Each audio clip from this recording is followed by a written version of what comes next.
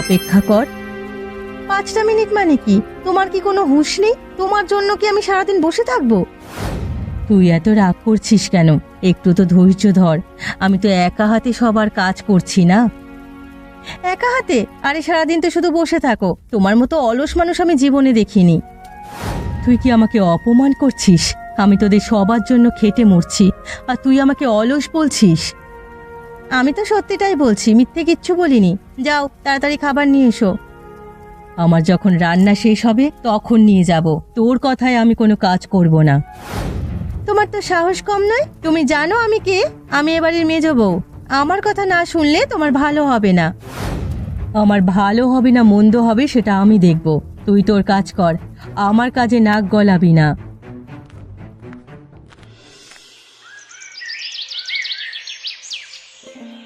বউয়েরা এভাবে ঝগড়া করবে আর ছেলেটা চুপ করে সব সহ্য করবে, এটা আমি দেখতে পাচ্ছি না। আমাদের ছেলেটা তো ওদের যন্ত্রণায় জ্বলে পুড়ে ছাই হয়ে যাচ্ছে। তুমি ঠিকই বলেছ।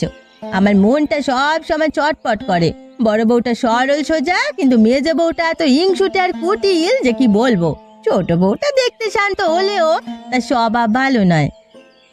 দেবেন্দ্রটাকে বলেছি এসব বন্ধ কর, নিজের সংসারকে এভাবে ধ্বংস হতে দিও না, কিন্তু সে কিছুতেই আমার কথা শোনে না। কি শুনবে? সে তো বউদের হাতের পুতুল হয়ে গেছে। তারা যা বলে তাই শোনে। এভাবেই যদি চলতে থাকে তাহলে আমাদের সংসারটা শেষ হয়ে যাবে। আমাদের ছেলেটার জন্য খুব কষ্ট হয় গো। সব সময় সে হতাশ হয়ে থাকে। আগে তো এমন ছিল না। আমরা তো ভেবেছিলাম 3টে বউ আনলে আমাদের ছেলে সুখে থাকবে, বংশ বড় হবে, কিন্তু এখন মনে হচ্ছে আমরা ভুল করেছি। আমাদের তো দোষ নেই, সব দোষ ওদের। ওরা এমন কেন? বড় বউটা কি ভালো, কোনো ঝগড়া বিবাদের মধ্যে থাকে না। সবচেয়ে বেশি খারাপ ওই মেজ বউটা। এমনিতে তো বাড়ি কোনো কাজকর্ম কিছু করেই না, বসে বসে অন্যকে আদেশ দেয় আর ঝগড়া করে। তুমি চিন্তা করো না, আমি ওদের সঙ্গে কথা বলবো। যদি ওরা আমার কথা না শোনে তাহলে আমি কঠিন সিদ্ধান্ত নেব। কি সিদ্ধান্ত নেবে? যা করার দরকার তাই করব। আমাদের ছেলেটাকে এই নরক থেকে বের করে আনব। প্রয়োজনে এক এক করে প্রত্যেকটা বউকে আমি বাড়ির থেকে বের করে দেব। খবরদার, এসব কিছুর মধ্যে যাওয়ার কোনো দরকার নেই। যা করার ওরা নিজেরাই করবে।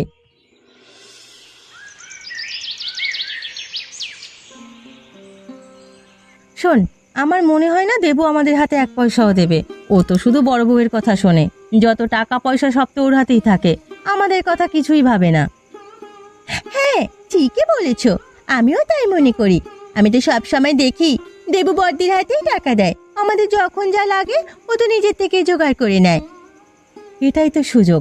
আমরা এই সুযোগে নিজেদের হাতে কিছু টাকা জোগাড় করে নেব, আর বড় বউকে এমনভাবে ফাঁসিয়ে দেব যে কেউ আমাদের সন্দেহ করবে না।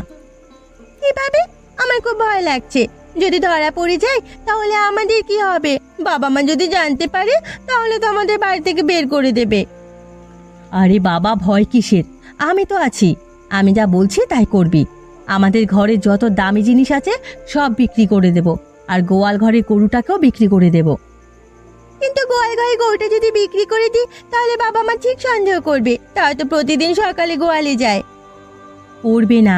আমরা বলবো যে অনুষ্কা বিক্রি করে দিয়েছে। সবাই তো জানে দেবু অনুষ্কাকে খুব ভালোবাসে, আর তার কথা মতো চলে। সবাই অনুষ্কাকেই সন্দেহ করবে, আমাদের কেউ সন্দেহই করবে না।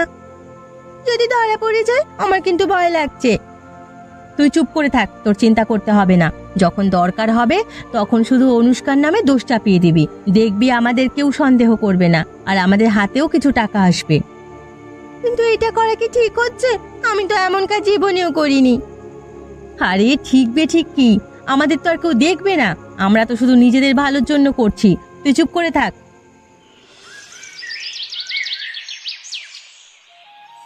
কিরে শিবানী, আজ তোকে খুব খুশি খুশি লাগছে। কি ব্যাপার বলতো? কোনো গোপন খবর আছে নাকি? আরে ধুস, এমন কিছু না। আজ শুধু আমার মনটা ফুরফুরে লাগছে। জানো দিদি, আজকাল মেয়েটির মুখ দেখে আমার হাসি পায়। সব সময় মুখটা যেন ভারী করে বসে থাকে। ঠিক বলেছিস। ওর মুখটা দেখলে মনে হয় যেন কেউ জোর করে ওর মুখে লঙ্কা গুঁড়ো মাখিয়ে দিয়েছে। আমি তো শুধু ওর দিকে তাকিয়েই থাকি আর মনে মনে হাসি। তুমিও বুঝি এমন করো? আমার তো মনে হয় যদি ওর মুখের কাছে একটা আয়না ধরে দিই তাহলে ও নিজের মুখ দেখে নিজেই ভয় পেয়ে যাবে। একদম ঠিক। সেদিন দুপুরেও খাবার খেতে বসেছিল, আমি ওর দিকে তাকিয়েছিলাম। হঠাৎ ওর মুখটা দেখে আমার এমন হাসি পেলো যে আমি খাবার খেতে পারলাম না। কেন গো, কি দেখেছিলে? ওর মুখ দেখে মনে হচ্ছিল যেন ওর মুখের রেখায় রেখায় পৃথিবীর সব দুঃখ লুকিয়ে আছে। দেখলে মনে হয় যেন কোন দেশের প্রধানমন্ত্রী আর দেশটা দুর্ভিক্ষে ভুগছে। এটা অবশ্য তুমি ঠিক কথাই বলেছো দিদি। মেজদি মনে হয় মুখ ভার করে বসে না থাকলে ওর পেটের ভাত হজম হয় না। নিজে তো মুখ ভার করে রাখে আর অন্যদেরকে বকাবকি করে মুখটা ভার করিয়ে রাখে। এই কারণেই তো ওর সাথে এত ঝগড়াঝাটি হয়। তুই যে চুপ করে থাকিস, তোর সাথে তো কখনো ঝগড়াঝাটি হয় না, তাই না? আমার বাবা ওরকম ঝগড়াঝাটি ভালো লাগে না। ঝগড়াঝাটি করতে আমার একদম পছন্দ হয় না। চুপচাপ থাকবো, শান্তিতে থাকবো। ঠিক আছে ঠিক আছে, চুপচাপ থাকাই ভালো। ঝগড়াঝাটি করা মোটেও ভালো নয়। গ্রামের লোকজন একদম ভালো বলে না। চল এবার বাড়িতে ফিরে যাই, অনেকটা সময় হয়ে গেছে। চলো চলো, আমার এখানে থাকতে আর ইচ্ছে করছে না।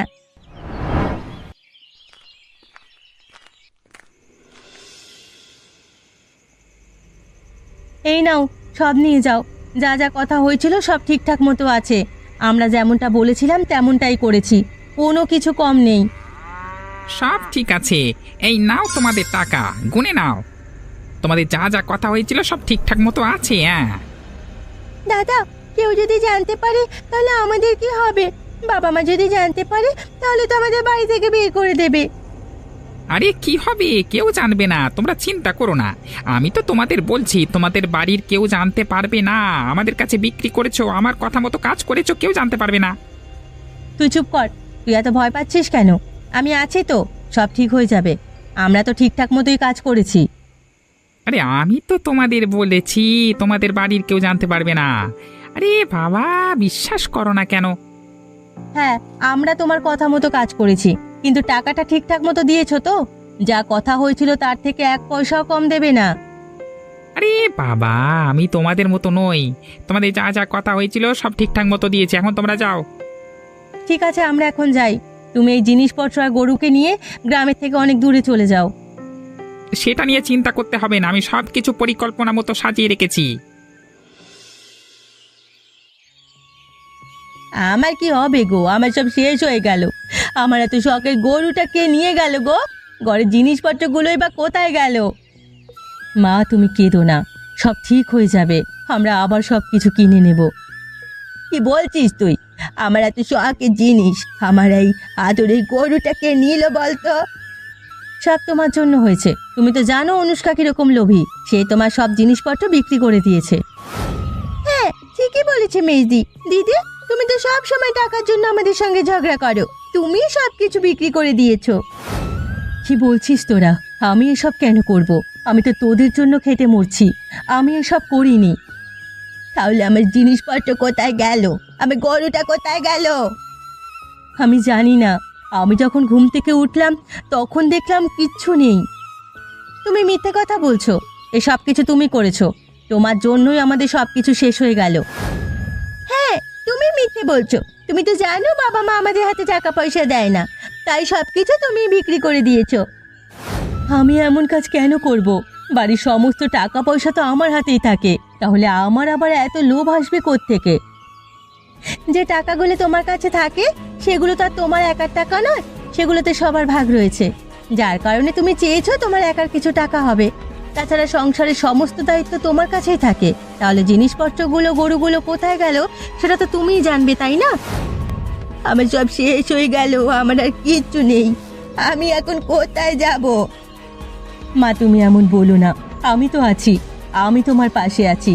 আমি তোমাকে কোনো কষ্ট পেতে দেব না। আর আমি এটাও খুঁজে বের করব যে এই কাজের সাথে কে জড়িত।